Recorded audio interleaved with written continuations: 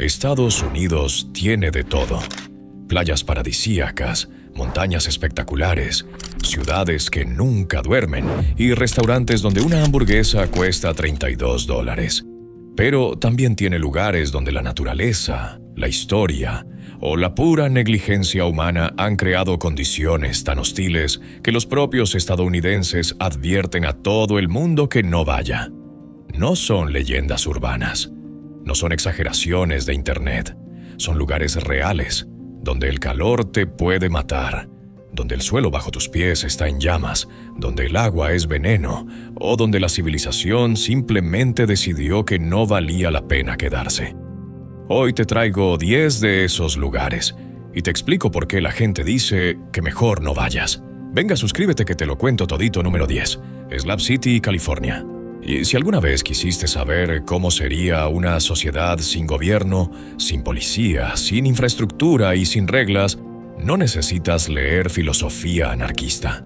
Solo tienes que ir a Slab City. Aunque mejor no vayas. Esa es la advertencia.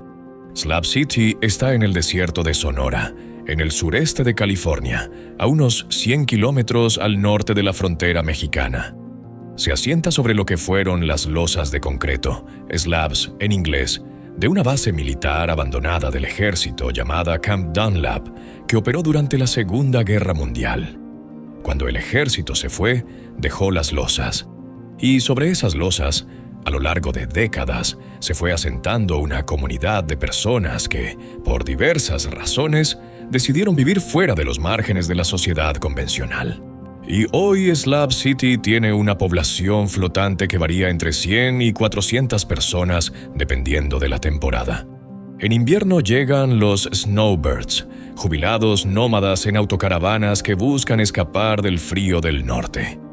En verano, cuando las temperaturas superan regularmente los 49 grados centígrados, esos son 120 grados Fahrenheit para los que cuentan en imperial, solo quedan los más resistentes. O los más desesperados. No hay electricidad de la red, no hay agua corriente municipal, no hay alcantarillado, no hay recolección de basura, no hay policía patrullando, no hay servicio de bomberos, no hay hospital, no hay nada que remotamente se parezca a la infraestructura que la gente moderna considera necesaria para vivir. El agua se trae en camiones o se extrae de pozos de dudosa calidad. Pues la electricidad viene de paneles solares o generadores portátiles. Los desechos se manejan como cada residente puede o quiere, lo cual a veces significa que no se manejan en absoluto. Slab City tiene su propio atractivo contracultural. Salvation Mountain, una montaña artificial cubierta de pintura y mensajes religiosos creada por Leonard Knight a lo largo de 30 años, es una obra de arte folk reconocida internacionalmente. East Jesus es una instalación de arte construida con basura reciclada que atrae a visitantes curiosos de todo el mundo. Hay un escenario al aire libre llamado The Range, donde se hacen noches de micrófono abierto bajo las estrellas del desierto. Pero la realidad diaria de Slab City no es una instalación artística, es un lugar donde el robo ocurre porque no hay policía, y donde las disputas se resuelven entre los implicados porque no hay sistema legal. Donde una emergencia médica puede convertirse en una tragedia, porque la ambulancia más cercana está a 45 minutos y eso es si tienen una disponible. Donde el calor del verano no es incómodo, sino potencialmente letal. Varios turistas y residentes han sufrido golpes de calor, deshidratación severa y, en algunos casos, han muerto por exposición al calor extremo. La gente que vive en Slab City no lo hace porque sea un paraíso, lo hace porque la alternativa, alquileres imposibles, empleos precarios, un sistema que los expulsó, les parece peor. Es un comentario involuntario sobre el costo de la vivienda en California, que hay personas eligiendo vivir en un desierto sin servicios básicos porque es literalmente la única opción que pueden pagar. Y hay un detalle que los documentales y los artículos de viajes alternativos suelen omitir: las condiciones sanitarias. Sin alcantarillado, los residuos humanos se manejan con letrinas improvisadas o directamente al aire libre. La contaminación del suelo es una preocupación real. El antiguo campo militar tenía tanques de almacenamiento subterráneo cuyo estado de limpieza es dudoso. El agua de los pozos locales no siempre cumple con estándares de potabilidad. En un lugar donde la temperatura alcanza los 50 grados y no hay sombra artificial, la combinación de deshidratación, exposición al calor y acceso limitado a agua limpia es una receta para problemas médicos serios. Los incendios son otro riesgo constante.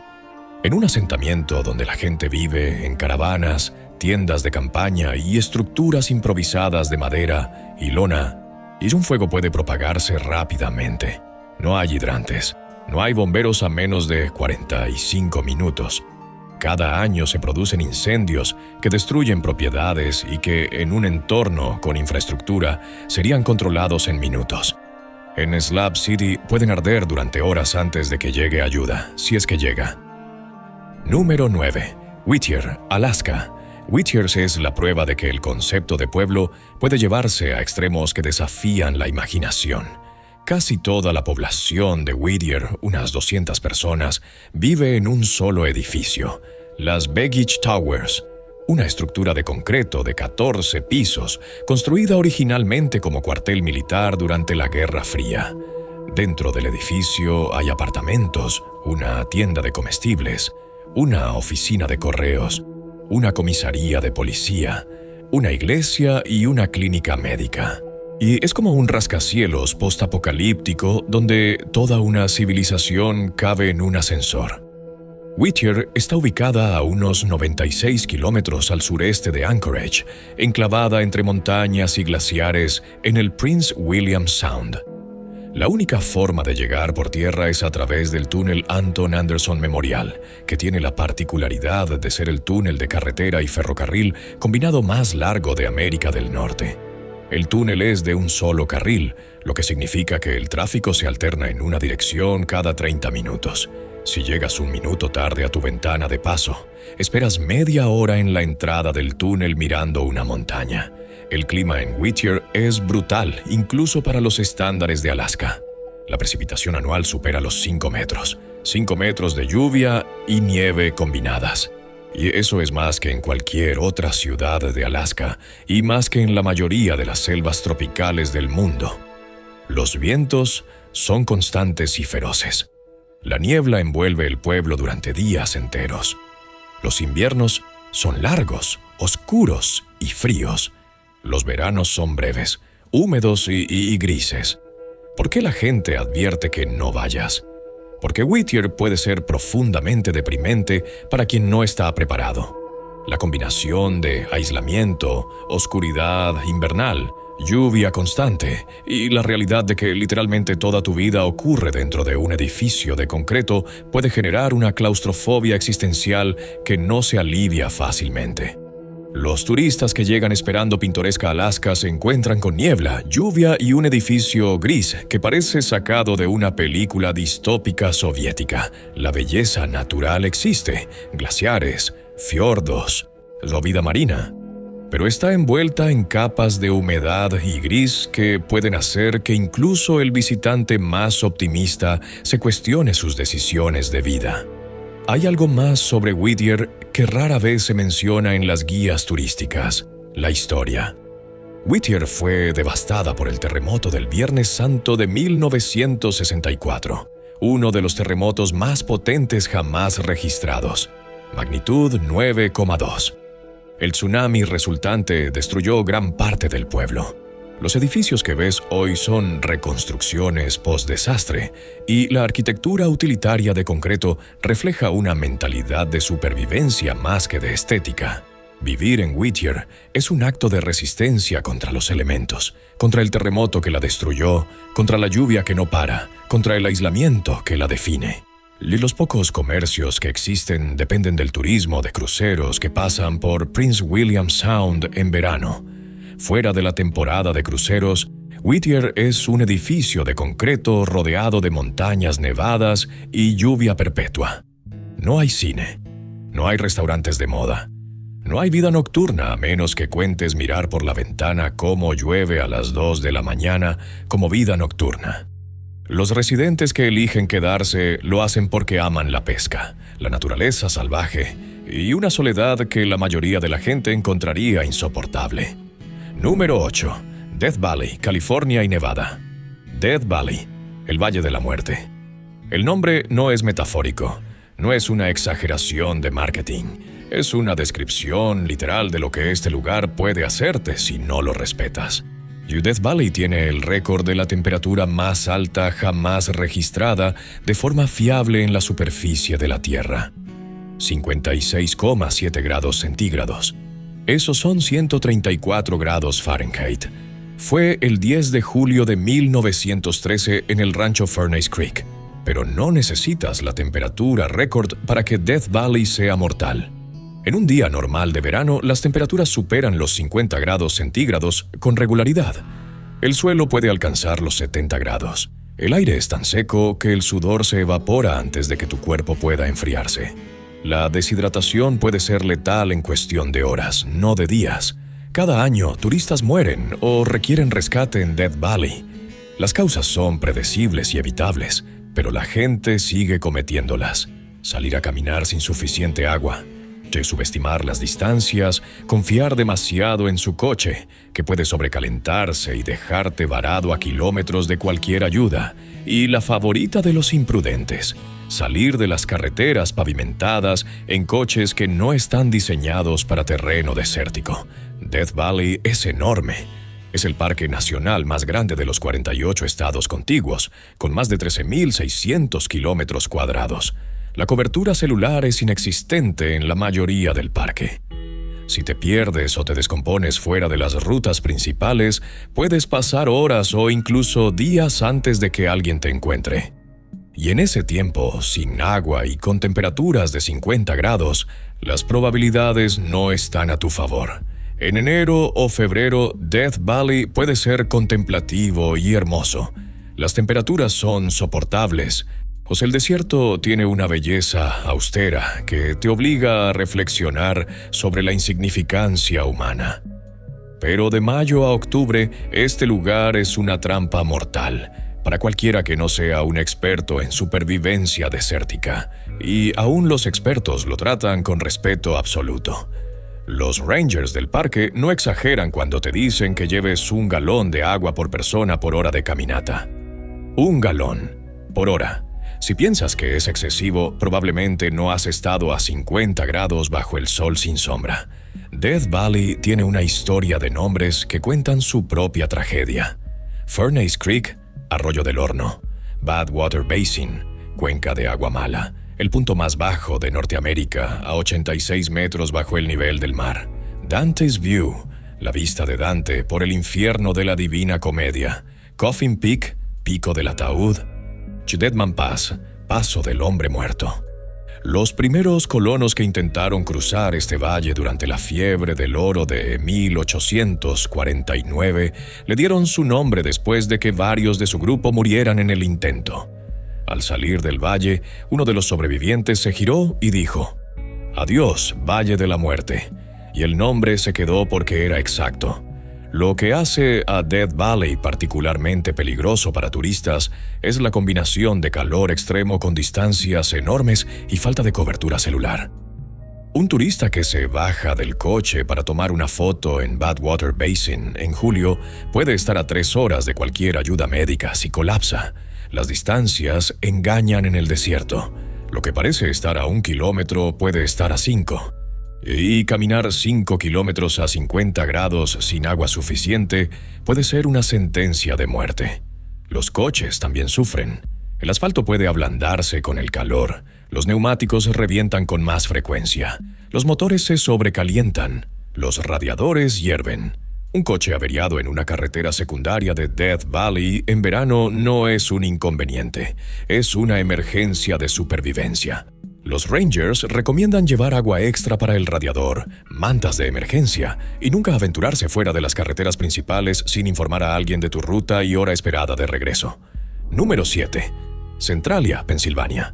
Ya hablamos de Centralia en un video anterior, pero merece su lugar en esta lista porque es el ejemplo más perturbador de un lugar donde el suelo literal bajo tus pies es tu enemigo.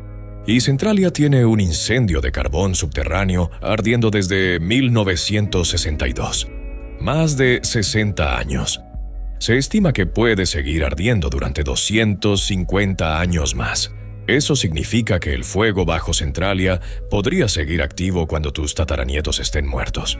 El fuego empezó cuando un vertedero municipal cerca de una mina abandonada propagó las llamas a una veta de carbón expuesta.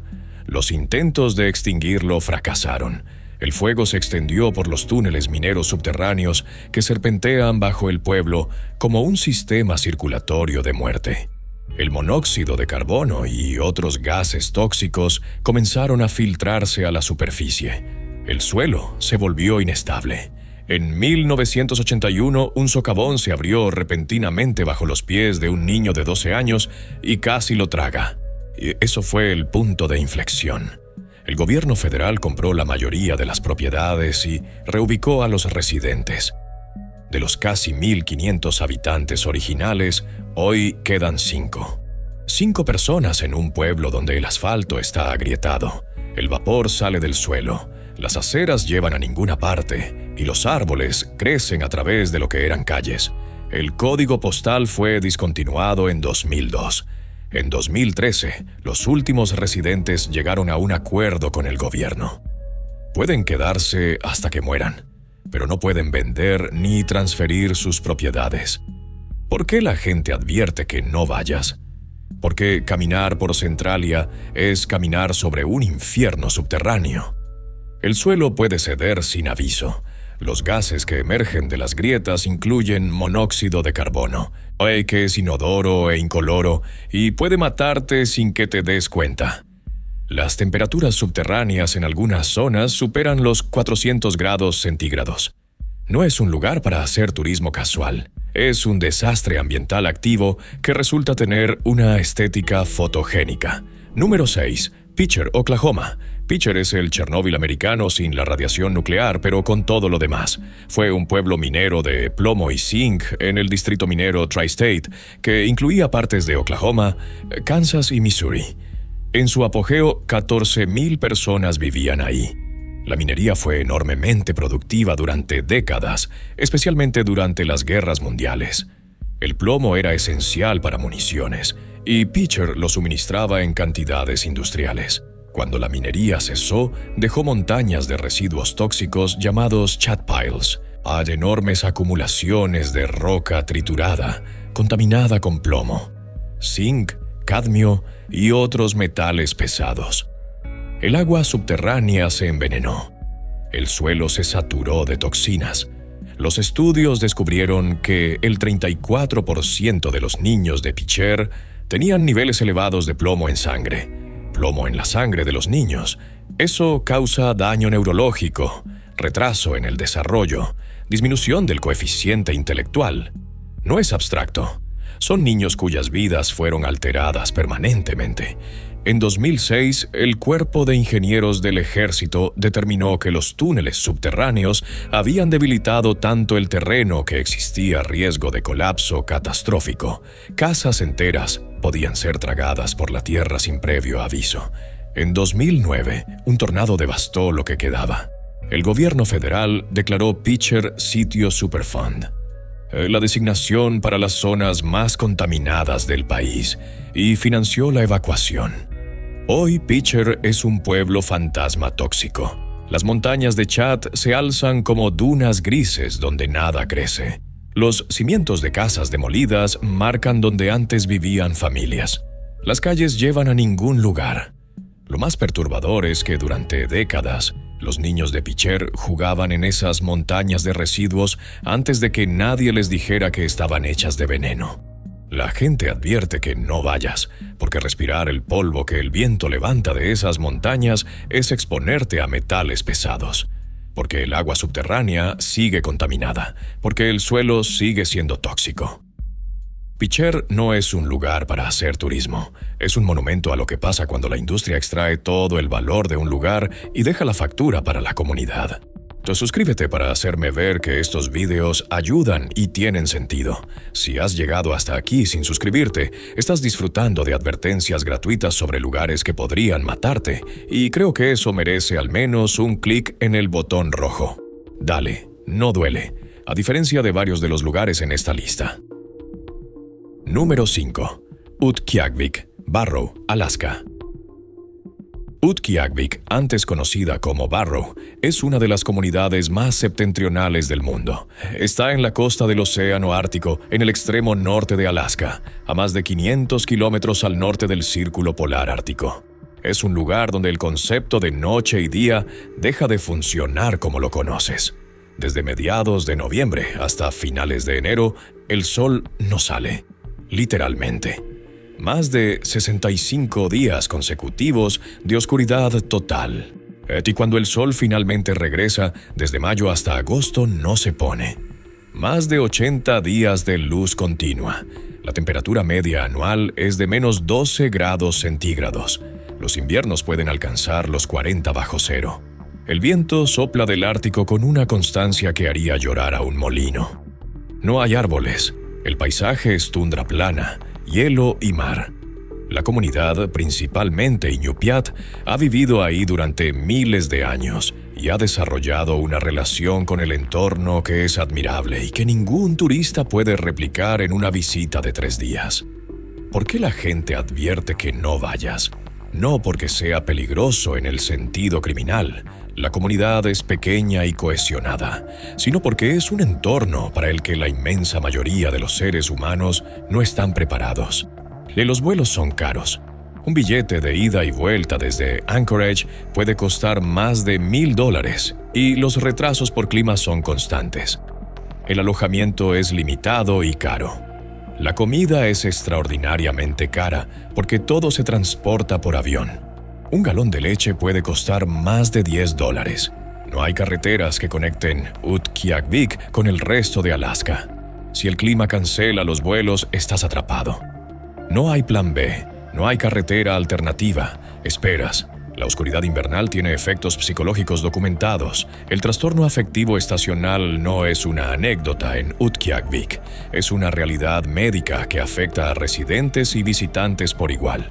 La desorientación de no tener ciclos de día y noche normales puede afectar el sueño, el estado de ánimo y la capacidad de tomar decisiones racionales. Los turistas que llegan esperando una aventura ártica se encuentran con una negrura infinita, un frío que duele y una sensación de aislamiento que puede ser profundamente perturbadora. Utqiagvik es fascinante como estudio cultural, como destino científico y como lugar de una belleza ártica extrema. Pero no es un destino turístico casual, es un lugar donde la naturaleza no hace concesiones y donde la preparación no es opcional, sino una cuestión de supervivencia. Hay algo más que los visitantes no suelen considerar: la fauna. Los osos polares patrullan la costa de Utqiagvik, especialmente en otoño, cuando el hielo marino se forma y los osos migran a lo largo de la línea costera. Un oso polar no es un oso pardo del que puedes ahuyentar haciendo ruido. Y un oso polar es un depredador de 500 kilogramos que puede correr a 40 kilómetros por hora y que considera a los seres humanos como posible fuente de alimento. Los residentes saben cómo coexistir con ellos. Los turistas que salen a tomar fotos a las 3 de la mañana durante el sol de medianoche no siempre tienen esa sabiduría. La caza de ballenas es una tradición central de la cultura Iñupiat en Utqiagvik. Las capturas anuales de ballena de Groenlandia proporcionan alimento para toda la comunidad durante meses. Es una práctica regulada internacionalmente, con cuotas asignadas por la Comisión Ballenera Internacional, y es fundamental para la identidad cultural y la supervivencia alimentaria de la comunidad. Los turistas que llegan sin entender o respetar esta realidad cultural pueden generar fricciones innecesarias con una comunidad que lleva viviendo en el Ártico mucho más tiempo del que Estados Unidos lleva existiendo como país. Número 4. Hanford Nuclear Site, Washington. Hanford es probablemente el lugar más tóxico de todo el hemisferio occidental, y la mayoría de los estadounidenses nunca han oído hablar de él. está en el centro del estado de Washington, a lo largo del río Columbia, y fue el sitio donde Estados Unidos produjo el plutonio para la bomba nuclear que se lanzó sobre Nagasaki en 1945. Durante la Guerra Fría, Hanford produjo la mayor parte del plutonio del arsenal nuclear estadounidense. 9 reactores nucleares operaron ahí durante décadas, generando cantidades masivas de residuos radiactivos. Cuando la producción cesó, Hanford se convirtió en el sitio de limpieza ambiental más grande y costoso de la historia de Estados Unidos. Hay 177 tanques subterráneos que almacenan más de 200 millones de litros de residuos nucleares líquidos de alta actividad. Algunos de esos tanques tienen fugas. Las fugas llevan décadas ocurriendo. La contaminación ha alcanzado las aguas subterráneas y se ha detectado en el río Columbia. El Departamento de Energía de Estados Unidos ha gastado miles de millones de dólares en la limpieza y se espera que el proceso tome décadas más. Hay zonas dentro del complejo de Hanford donde los niveles de radiación siguen siendo peligrosos. Los trabajadores de limpieza usan equipo de protección especializado. Se han reportado incidentes donde trabajadores fueron expuestos a vapores tóxicos y requirieron atención médica. ¿Por qué la gente advierte que no vayas? Porque, aunque el perímetro del sitio está cercado y vigilado, las zonas circundantes llevan décadas de contaminación residual. Las comunidades cercanas han reportado tasas elevadas de ciertos tipos de cáncer. Las aguas del río Columbia, que eventualmente llegan al Océano Pacífico, han mostrado trazas de contaminación radiactiva. Es un lugar donde las consecuencias de las decisiones tomadas hace 80 años siguen manifestándose diariamente, y donde la limpieza completa, si alguna vez se logra, está a generaciones de distancia. Hanford es un recordatorio de que ganar una guerra tiene costos que se pagan durante siglos. El plutonio que salió de Hanford terminó la Segunda Guerra Mundial y dio forma a la Guerra Fría. Pero los residuos que quedaron son una herencia que todavía nadie sabe cómo manejar completamente. La magnitud de la contaminación en Hanford es difícil de comprender. El complejo abarca 1.500 kilómetros cuadrados. Durante décadas de operación, se liberaron intencionalmente al medio ambiente cantidades significativas de materiales radiactivos, a veces como parte de experimentos y a veces simplemente porque no había protocolos adecuados para manejarlos. Los residentes de las comunidades cercanas, que durante años no sabían lo que se fabricaba en Hanford, era información clasificada, fueron expuestos a niveles de radiación que solo se conocieron décadas después, cuando documentos gubernamentales desclasificados revelaron la magnitud de las emisiones. La planta de vitrificación que se está construyendo para convertir los residuos líquidos en vidrio sólido y estable ha costado miles de millones más de lo presupuestado y lleva años de retraso. Es un proyecto de ingeniería sin precedentes. Nadie ha intentado vitrificar esta cantidad de residuos nucleares antes. Mientras tanto, los tanques subterráneos siguen envejeciendo. Algunos tienen más de 70 años. Y las fugas continúan contaminando el suelo y las aguas subterráneas que eventualmente llegan al río Columbia, del cual dependen ciudades enteras para su suministro de agua potable. Número 3. Los Everglades profundos, Florida. Los Everglades son hermosos y son espectaculares.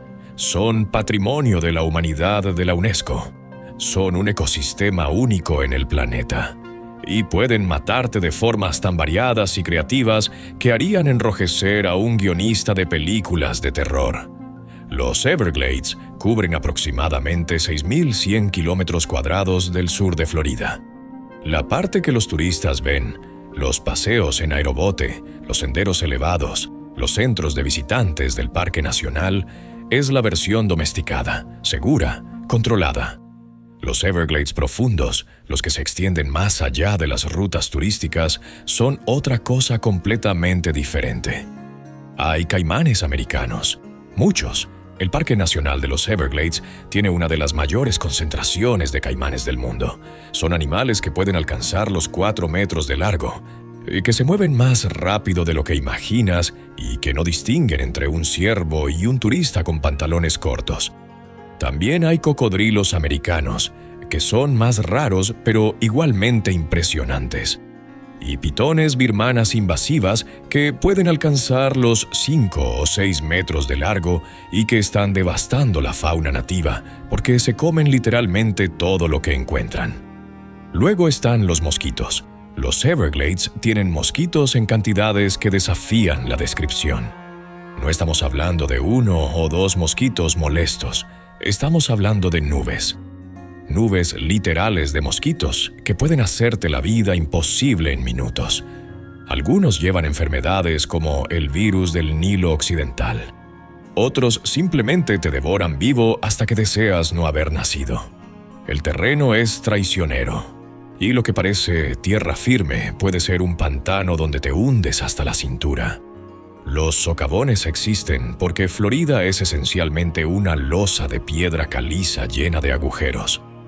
No hay señal de teléfono celular en la mayoría de los Everglades profundos. Si te pierdes, si te lesionas, si tu bote se avería, puedes pasar mucho tiempo antes de que alguien te encuentre. Y durante ese tiempo, los mosquitos, los caimanes, las serpientes y el sol de Florida te estarán haciendo compañía. La gente advierte que no vayas a los Everglades profundos sin guía experimentado, sin equipamiento adecuado y sin un plan detallado que alguien más conozca. No es un lugar para improvisaciones. No es un lugar para excursiones espontáneas. Es un ecosistema que existía millones de años antes de que apareciéramos y que seguirá existiendo millones de años después de que nos vayamos. No te necesita, no te quiere y no te perdonará un error. Las panteras de Florida también habitan los Everglades. Es una de las poblaciones de grandes felinos más amenazadas de Norteamérica, con quizás 120 a 230 individuos en libertad. Los encuentros con humanos son extremadamente raros, pero ocurren, y una pantera acorralada o protegiendo a sus crías puede ser mortalmente peligrosa. Las serpientes venenosas incluyen la mocasín de agua, la cascabel diamante del este, la serpiente venenosa más grande de Norteamérica, que puede alcanzar los 2,5 metros, y la serpiente coral. No son comunes en los senderos turísticos, pero en los Everglades profundos, y donde caminas entre la vegetación y el agua, los encuentros son una posibilidad real. Luego está el calor. El sur de Florida en verano es una combinación de 34 grados centígrados con una humedad del 90% que hace que la sensación térmica supere los 40 grados. En los Everglades, donde no hay sombra artificial ni aire acondicionado a kilómetros de distancia, el golpe de calor es un riesgo real y presente. Los indígenas Micosuqué y Seminole que han vivido en los Everglades durante siglos tienen un conocimiento generacional del terreno que les permite moverse con seguridad. Los turistas con zapatillas de deporte y una botella de agua de medio litro no tienen ese conocimiento, y los Everglades no ofrecen tutoriales para principiantes. Número 2. Adak, Alaska. Y Adak es la ciudad más occidental de Estados Unidos. Está en las Islas Aleutianas, esa cadena de islas volcánicas que se extiende desde Alaska hacia Rusia como los dedos de una mano alcanzando el otro lado del mundo. Es tan remota que está más cerca de Rusia que de Anchorage. El vuelo desde Anchorage dura unas 3 horas y media, cuando hay vuelo, porque los retrasos por clima son la norma, no la excepción. Adak fue una base naval importante durante la Segunda Guerra Mundial y la Guerra Fría. En su apogeo militar, albergaba a más de 6,000 personas. Cuando la Marina se fue en 1997, la población se desplomó. Hoy viven unas 200 personas en lo que parecen los restos de una civilización que decidió irse a otro planeta. Los edificios militares abandonados, las casas vacías y las instalaciones en ruinas crean un paisaje que oscila entre lo fascinante y lo deprimente. El viento en Adak es legendario. Sopla constantemente, con ráfagas que pueden superar los 130 kilómetros por hora. El paisaje es verde y volcánico, sin árboles. La combinación de viento y clima subártico impide que crezcan. La lluvia, la niebla y la nubosidad son prácticamente constantes. Los días de sol son tan raros que los residentes los celebran como eventos especiales. No hay hospital, hay una clínica básica. Una emergencia médica seria requiere una evacuación aérea a Anchorage, un vuelo de 3 horas y media que depende del clima. Si hay tormenta, y frecuentemente la hay, esperas. La comida fresca es un lujo que llega por avión o por barcaza, cuando llega. Los precios de los alimentos son varias veces los del continente. La leche, la fruta, los vegetales frescos, todo cuesta lo que en el continente costaría una cena elegante. ¿Por qué la gente advierte que no vayas? Porque Adak es aislamiento en su forma más pura.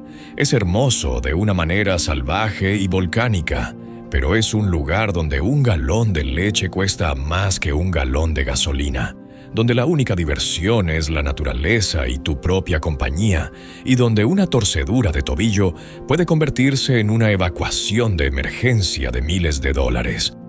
Adak no es para turistas. Es para las 200 personas que han decidido que el mundo moderno no les interesa y que prefieren vivir en el borde del mapa. Lo más inquietante de Adak es la sensación de estar en un lugar que la humanidad ya abandonó una vez. Los edificios militares vacíos tienen las ventanas rotas y las paredes cubiertas de musgo. Los hangares donde se guardaban aviones de patrulla marítima son catedrales vacías de metal oxidado. Las casas familiares donde vivían oficiales y sus familias tienen las puertas abiertas al viento y los jardines convertidos en praderas salvajes. Es como caminar por el set de una película post-apocalíptica, excepto que es real y que el apocalipsis no fue nuclear ni viral, sino simplemente burocrático. Alguien en Washington decidió que la base ya no era necesaria y 6,000 personas se fueron. Para los amantes de la naturaleza extrema, Adak ofrece algo que pocos lugares pueden ofrecer. Aves marinas en cantidades espectaculares, ballenas jorobadas y grises en las aguas circundantes, leones marinos, focas, nutrias y un paisaje volcánico que parece pertenecer a otro planeta.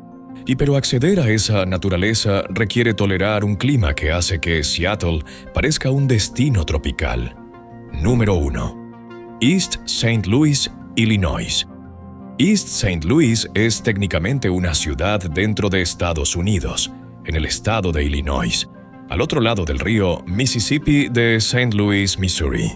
Técnicamente tiene gobierno municipal, escuelas, bomberos y policía. Técnicamente es parte de la civilización estadounidense, pero en la práctica, East St. Louis lleva décadas siendo uno de los lugares más difíciles y peligrosos de todo el país. East St. Louis tuvo su apogeo a principios del siglo XX como centro industrial con plantas de procesamiento de carne, fundiciones y fábricas que empleaban a decenas de miles de personas. La población alcanzó un pico de más de 82,000 habitantes. Hoy tiene menos de 18,000. y ha perdido casi el 80% de su población. Los que se fueron eran los que podían irse. Los que se quedaron lo hicieron porque no tenían otra opción. Las tasas de criminalidad han estado consistentemente entre las más altas del país durante décadas. La pobreza es endémica. La infraestructura se deteriora sin fondos para repararla. Hay edificios abandonados, lotes vacíos y calles donde los servicios básicos funcionan de manera intermitente. Las escuelas han pasado por crisis financieras que amenazaron con cerrarlas. Los servicios de emergencia operan con recursos limitados, pero la advertencia de no visitar East St. Louis no se basa solo en las estadísticas de criminalidad. Se basa en la realidad de que es una comunidad que ha sido abandonada por las instituciones que deberían protegerla. La base tributaria se evaporó con la población. Sin impuestos no hay servicios. Sin servicios la gente se va. Sin gente no hay impuestos. Es el mismo ciclo de muerte que vimos en Gary, en Cairo, en Detroit. Pero East St. Louis lo vive con una intensidad particularmente cruel, porque está literalmente al lado de St. Louis, Missouri, separada por un río y un puente. Desde los edificios de East St. Louis puedes ver el Arco de la Puerta del Oeste, símbolo de la expansión americana. La ironía de tener el monumento al progreso a la vista mientras tu comunidad se desmorona es tan amarga que duele describirla. La gente no advierte que no vayas a East St. Louis por maldad o por prejuicio. Os advierte porque es un lugar donde las probabilidades estadísticas de tener un problema son significativamente mayores que en la mayoría de los lugares de este país, porque es un lugar donde las instituciones que deberían funcionar no funcionan, y porque es un lugar donde la brecha entre la América próspera y la América olvidada es tan estrecha geográficamente y tan ancha social y económicamente que puedes cruzar un puente y cambiar de mundo. La historia de East St. Louis incluye episodios que la mayoría de los estadounidenses desconoce. En 1917, la ciudad fue escenario de uno de los disturbios raciales más violentos de la historia del país, cuando turbas blancas atacaron a residentes afroamericanos, matando a decenas de personas y destruyendo cientos de hogares. Todo ese evento marcó el inicio de una división racial que se profundizó durante décadas y que contribuyó a la segregación económica que sigue definiendo la ciudad hoy. En los años 70 y 80, la industria se fue. Las plantas cerradas dejaron no solo desempleo, sino también contaminación industrial sin remediar. Hay sitios dentro y alrededor de East St. Louis que llevan décadas de contaminación del suelo y aguas subterráneas por metales pesados y químicos industriales. La combinación de pobreza extrema, contaminación ambiental, criminalidad elevada y fuga de población ha creado lo que algunos sociólogos llaman una trampa de pobreza perfecta. Un sistema donde cada problema alimenta al siguiente en un ciclo que se retroalimenta hasta que romperlo requiere una intervención masiva que nadie ha estado dispuesto a financiar. Y los esfuerzos de revitalización existen. Hay organizaciones comunitarias, programas federales y voluntarios que trabajan para mejorar las condiciones. Pero la magnitud del problema supera con creces los recursos disponibles. East St. Louis es un recordatorio de que la proximidad geográfica a la prosperidad no garantiza el acceso a ella. Puedes estar a 10 minutos en coche de restaurantes de $50 el plato y vivir en un vecindario donde el supermercado más cercano cerró hace 5 años. Estos 10 lugares comparten algo fundamental. Son productos de las decisiones humanas. Death Valley es naturaleza pura, pero las muertes ahí son resultado de la arrogancia humana frente a la naturaleza. Centralia es un incendio que alguien inició y nadie supo apagar. Pitcher es la herencia de una industria que envenenó a sus propios hijos. Otto y Hanford es el precio secreto de ganar una guerra nuclear. East St. Louis es lo que queda cuando una sociedad decide que ciertas comunidades no valen la inversión.